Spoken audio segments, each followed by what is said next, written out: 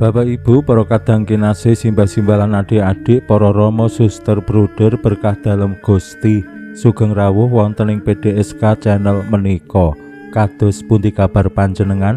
Mugi-mugi bagas kasarasan kesehatan kawilujengan tansah mengko kula panjenengan sami anggenipun kelampahi gesang ing dinten menika.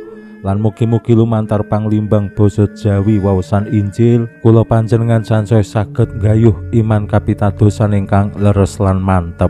Langkung-langkung anggenipun kula panjenengan mujudaken komunitas paguyuban gesang sesarengan sing begja rahayu sing bahagia.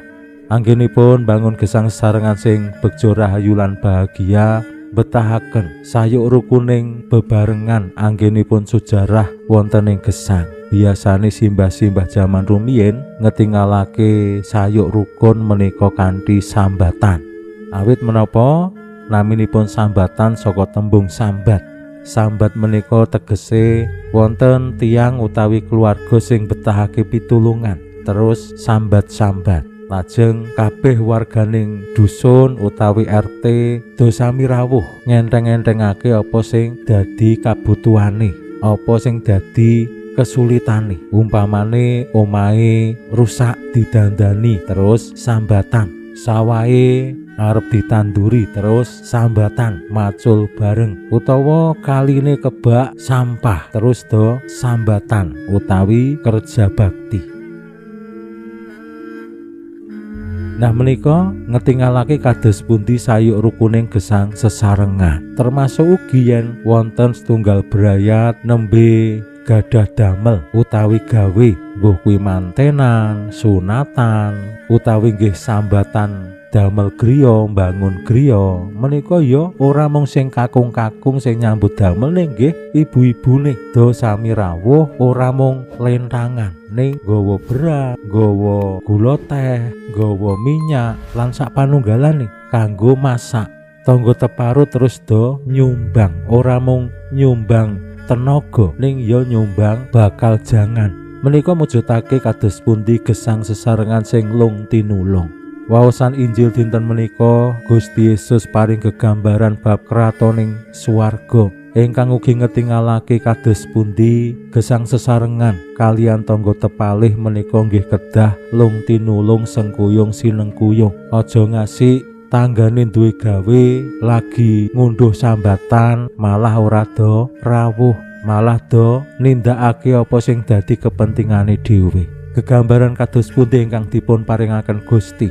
Monggo kita pirengaken sabda dalem Gusti ing dinten menika lan kita wiwiti kanthi sembahyang sawetawis.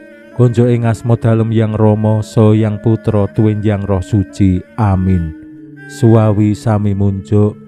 Gusti Yesus sabda dalem Yang Rama ingkang sampun manjalma, mugi karsa ngandika dhateng kawula wonten ing asepen ing telenging manah kawula kabikao kegiatan lan panglipur ingkang manjing ing sabda dalem kapenuwana kawula mawi ing kawicaksanan dalem. Mugi-mugi srana anggen kawula maos lan mirengaken sabda dalem kawula sansaya nunggil ing sampeyan dalem. Amin. Waosan Injil kapetik saking Injil Matius bab 21 ayat 1 ngantos dumugi 11. Nalika samono Gusti Yesus ngandika marang para pangareping imam lan pinituwaning bangsa mawa pasemon mangkene. Kratoning swarga iku dak umpamaake ratu kang kagungan damel mikramakake putrane. Abdi-abdine diutus nimbali para uleman kadhawuhan bojana. Nanging para uleman padha ora gelem teka. Sang Prabu utusan abdi-abdi liya sarta ngandika, dawuhna marang para uleman, bojanane wis samekta, sapi lan kewan-kewan sing dilelemu wis disembelih kabeh. Mula padha teka bojana Nanging para uleman padha ora ngrewes, malah padha lunga dhewe-dhewe. Ana sing niliki tegalane, ana sing ngurusi dagangane, malah ana sing nyekel abdi-abdi mau banjur diuman-uman lan dipateni. Sang Prabu duka banget, banjur nglakokake wadyabala numpes sing padha gawe pati. Dene kutane didadekake Karang Abang. Sawise iku, Sang Prabu ngandika marang para abdi, bojanane wis sumawis, mung para uleman sing ora pantes.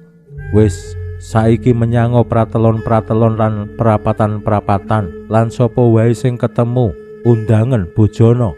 Para abdi nuli padha mangkat, lan sapa wae sing ketemu ing sak dalan-dalan dikumpulake, ya wong ala, ya wong becik, nganti bangsal bojana kebak tamu. Nalika Sang Prabu miyos, mriksani sing padha bojana, priksa ana siji sing ora macak, banjur ngandika, "Sedulur, kowe iku kepriye? Ora macak kok mlebu mrene?" Wonge meneng wae. Sang Prabu nuli dawuh marang para abdi, "Wong iki tangan lan sikile bandanen, banjur buangen metu ing pepeteng, kareben nangis lan kerot-kerot untu. Awit mula akeh sing tinimbalan, nanging mung sethithik sing pinilih." Makaten sabda dalem Gusti. Suawi sami munjuk, Gusti kawula munjuk sembah nuwun karana sabda dalem dadosa obor ingkang madangi margining gesang kawula. Katuntuna kawula sageta sabda dalem menika numusi manah ngantos tansah ngrembaka kangge nggayuh gesang ing swarga. Amin. Bapak Ibu para kadang kinasih simbah-simbah lan adik-adik, waosan Injil nyariosaken kados pundi Gusti Yesus paring tuntunan utawi pemut dumateng para pangareping agama lan pinituaning bangsa Yahudi kanthi pasemon kratoning swarga kados ratu sing kagungan damel mikramakake putrane. Bojana resepsi. Naminipun bojana resepsi, suasanane lan jamuane luar biasa. Wau dingendikake sapi sing dilelemu wis dibeleh kabeh, wis samekta, wis cumawis mung kari dahar.